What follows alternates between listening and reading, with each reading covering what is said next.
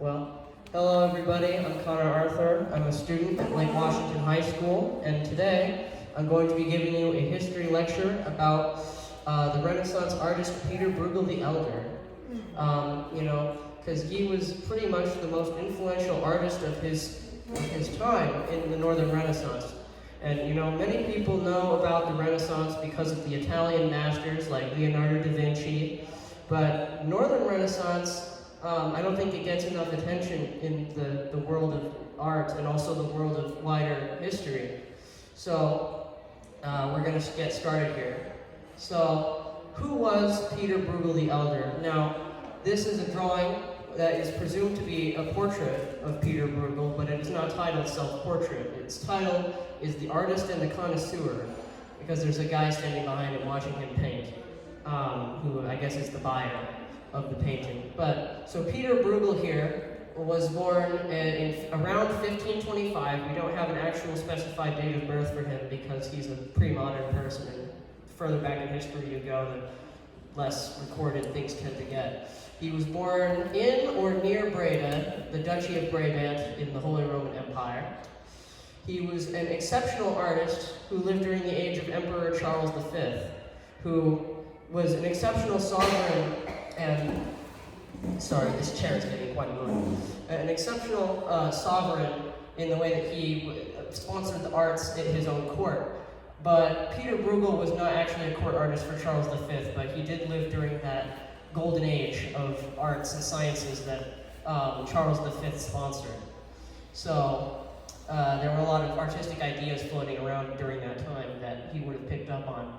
So he was a very well-known artist because of his genre paintings. Now, a genre painting is a Renaissance art term that simply means paintings of scenes of everyday life. So he painted lots of scenes of regular people during that time just going about their lives, which was revolutionary at the time because generally paintings were either historical scenes or religious scenes, and not scenes of contemporary life, which was kind of groundbreaking at Pieter Bruegel's time to start illustrating those kinds of things.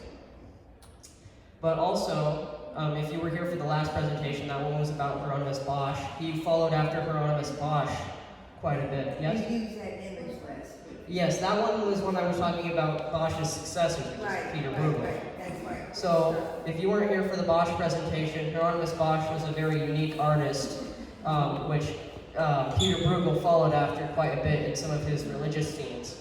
Because he painted multiple genres. He wasn't just genre paintings, he was also religious scenes, historical scenes, and also allegorical scenes, which we're going to talk about some of those later. So he was a printmaker, so he also made a lot of etchings and engravings. We're the leading publisher of the day named Hieronymus Koch. He was also Brabantian. And his paintings, Pieter Bruegel's paintings, are housed in famous galleries all over Europe, including the Prado Museum, which is in Madrid, very famous art museum, has a lot of Northern Renaissance Dutch masters in it, and then also the Kunsthistorisches Museum, or the Art History Museum in Vienna, which used to be the private collection of the Habsburgs. Oh, is there something wrong there? Oh, sorry. So here's some more biographical info about Pieter Bruegel. So Pieter Bruegel's birth date is not documented, but he entered into the Antwerp Painters Guild in 1551, because painting back then was a guild profession. It wasn't like it is today, where just any random person can decide to become an artist. This was the professional accreditation process for becoming an artist, was that you had to be a guild member, and you could become a master and take on apprentices and do professional work as an artist who was a member of the guild. So his master, while working as an apprentice painter, his name was Pieter Kukke van Aalst, who was a very prolific master in his own right during the time. So according to the Schilder book, which is published in 1604, it was a book about the lives of famous Dutch artists that was published after his death in 1604. Pieter was allegedly born in a village called Bruegel, outside Breda, but that's kind of iffy information because there's no record of a town of that name ever existing. So it may or may not have just been made up. No information is known about Pieter's parents or who his family were, but due to the prevalence of peasant scenes in his artwork, it's probable that he was actually from a peasant background and he'd been picked up by Pieter Cook and raised him as an artist. Because how that was done back in the day is that masters from the guilds would go around looking for suitable apprentices, or the family would contact the master and ask if their son could become an apprentice. So it wasn't the pathway to becoming a professional artist back in the 16th century was quite different from nowadays. So no information is known about who Peter's parents. Oh wait, sorry, I just said that. I'm repeating myself here. However, in recent years, many scholars have started to suggest that Peter was from a middle-class townsman or burgher background, rather than being from a peasant background, because of the influence of high artistic traditions on his artwork. You know, a lot of intellectual ideas influencing his artwork. But I'd rather go with the peasant Bruegel background, because there's no reason why he couldn't have been influenced by these elite humanist ideas while he was under the tutelage of Pieter Cook. I don't see that as an obstacle to him becoming educated later in life. But the main proof of that the proponents of the rich Bruegel background say the main proof that detractors from the rich Bruegel background use is that he never mastered the use of Latin, which was very important for an intellectual of the period to know how to use Latin. So Pieter Bruegel had other people add the Latin captions onto his artwork for him, because his engravings all had Latin captions underneath them. So regardless of his background, however, whatever his upbringing, Pieter Bruegel became one of the most influential and successful artists of his time, and was considered by many as the leading artist of the Netherlandish school during the mid to late 16th century. So more about his personal life, like his relationship with his family members. So in 1551, he became a free master in the Guild of St. Luke in Antwerp. That's what the painters' guilds were all called. They were all called Guilds of St. Luke. After this, he went to Italy to study the works of the Italian masters, which was very important for the Northern Renaissance artists of the time to get experience with the Italian masters. So his travels in Italy are known to have included trips to Rome, and he went even as far south as Reggio Calabria, which is a town at the extreme south of Italy. In 1563, he married the daughter of his master, Pieter Cook van Aalst, and her name was Maken Cook van Aalst, who became Maken Bruegel. With Maken, he had two sons, Pieter Bruegel the younger and Jan Bruegel the elder, who would later go on to become master painters themselves. However, he also had a daughter with Maken, but sadly, information about her is lost to history. It just turned out that way. The records about her have just disappeared over the ages. That's kind of a common thing that happens with people in history, is that the records about them tend to disappear, get lost. Pieter Bruegel died 9th of September 1569 when he was in his early 40s, probably due to disease. That's kind of how it was back then. Sadly, Peter died when his sons were very young and never personally trained them. They were about 5 or 6 years old when Peter died. So both of them, however, did grow up being influenced by their father's artwork to become artists themselves, actually. So they wanted to live up to their father's very famous name by becoming master artists themselves. So Peter the Younger was mainly the copyist among the two sons. Must have had something to do with him being directly named after his father. But what he mostly did was either make copies after his father's original works, or take concepts that had been made by Peter the Elder, but were never finished, and make them into finished paintings. So there's a lot of drawings by Peter the Elder that got turned into actual paintings by Peter the Younger, which is pretty interesting. So this is the first painting that exists from Pieter Bruegel the Elder. It's called The Adoration of the Kings. It was made in 1556. It is tempera paint on canvas, and it is housed at the Royal Museum of Fine Arts in Belgium. And we're going to pass around examples of these paintings to you that you can look at. Make sure that everybody gets one. We don't want anyone to go without looking at one. So this is just a classic nativity scene of the three wise men coming to visit Jesus when he was an infant.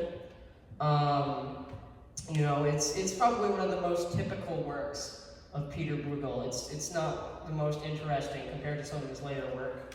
And it's also somewhat damaged due to how old it is. But here's an up-close scene of Mary and Jesus and the three wise men coming to look at Jesus. So it's a pretty alright painting, but it's not my favorite by any imagination.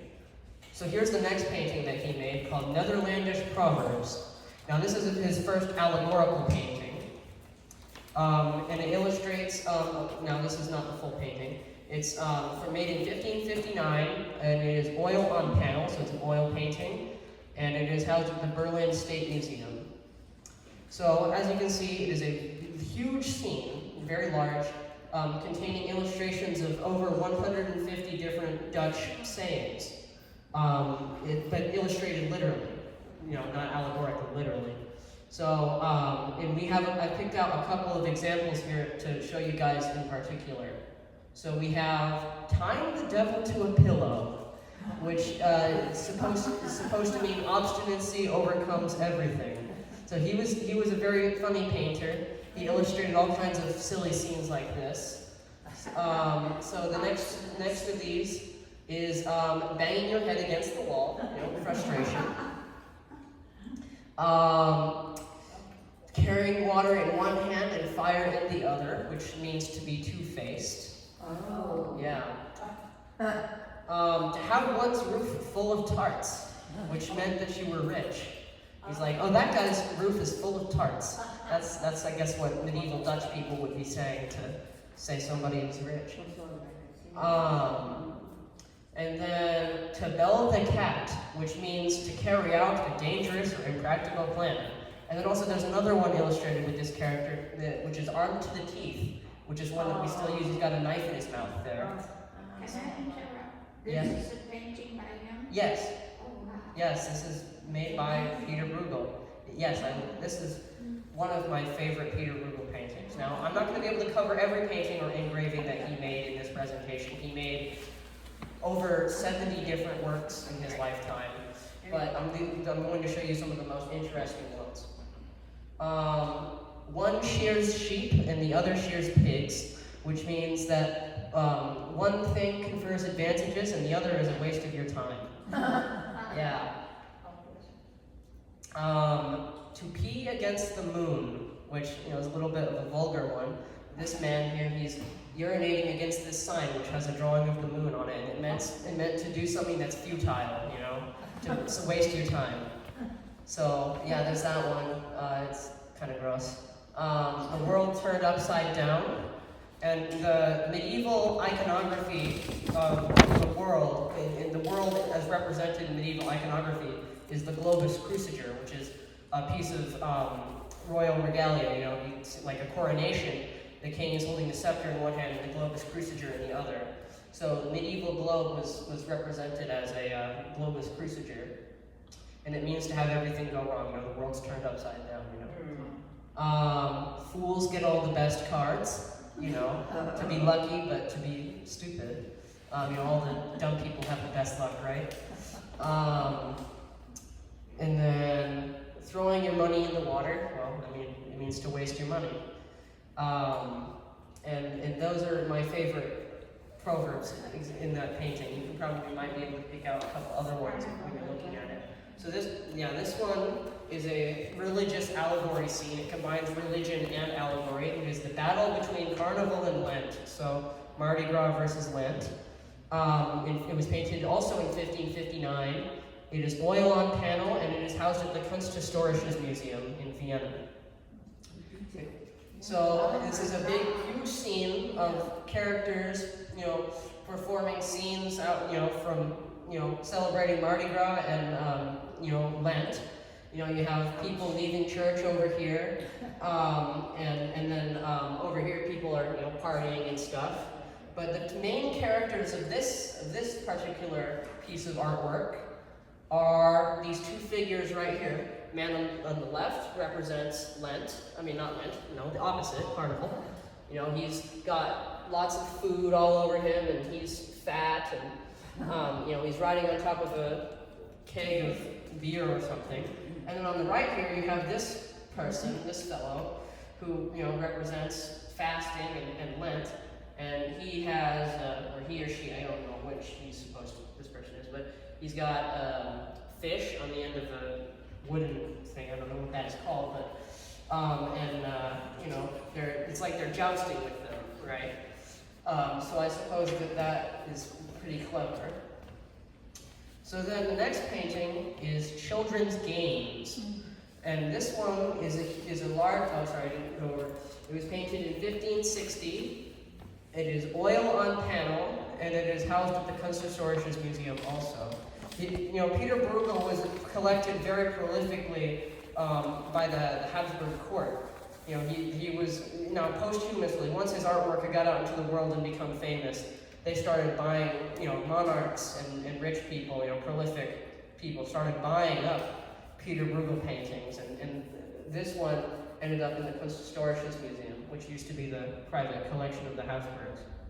So we have lots and lots of different characters illustrated doing different, games. So we got a person down here, he's got people with sticks and hoops, people doing all kinds of things. But we do have a couple ones here I picked out. So the stick and hoop, blowing bubbles, which was something that they actually did. They blew bubbles even back in the 1500s.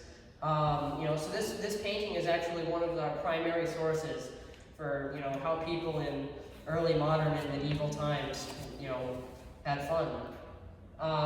These guys, these young men here, riding a fence like a horse. Pretty funny, right? And then a pretend wedding. Yeah.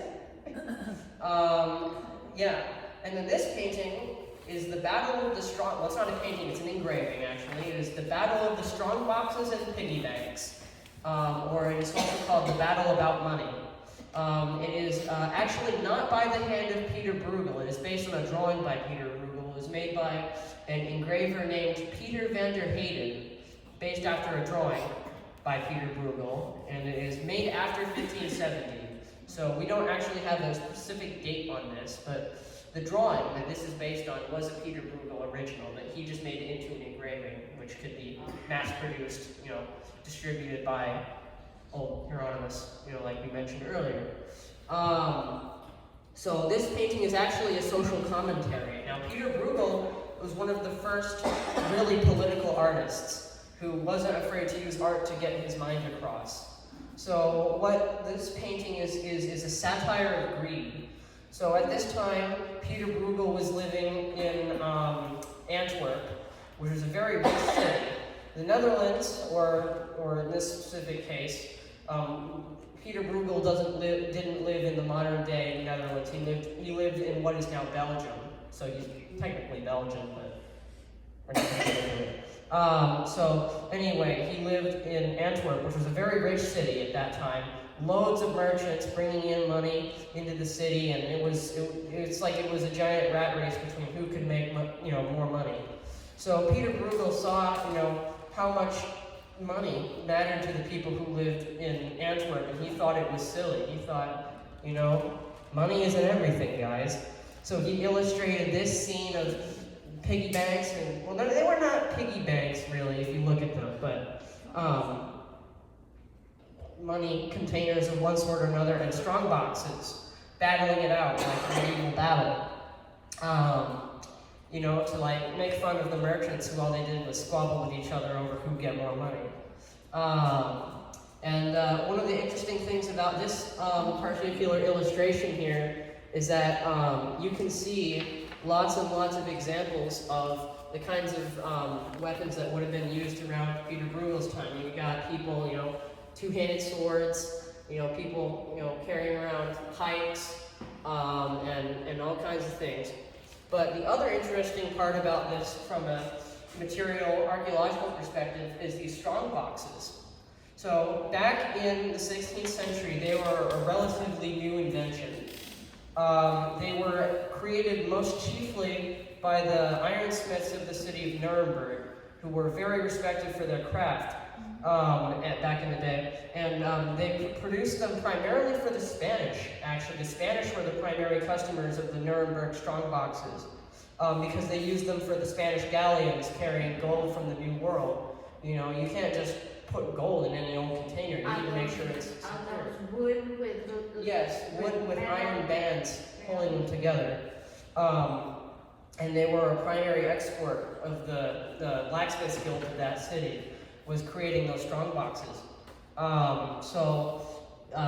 It's interesting that Pieter Bruegel illustrated those specifically, because that was a brand spanking new invention back then. That was the cutting edge technology of the time for keeping valuables safe. So, living in such a rich city like Breda, he might have come across one or two of those in his time. But anyway, so that's another interesting component of this. And then down at the bottom here, you have the Latin captions, like I mentioned earlier. So he didn't actually write those. Pieter Bruegel was not very proficient in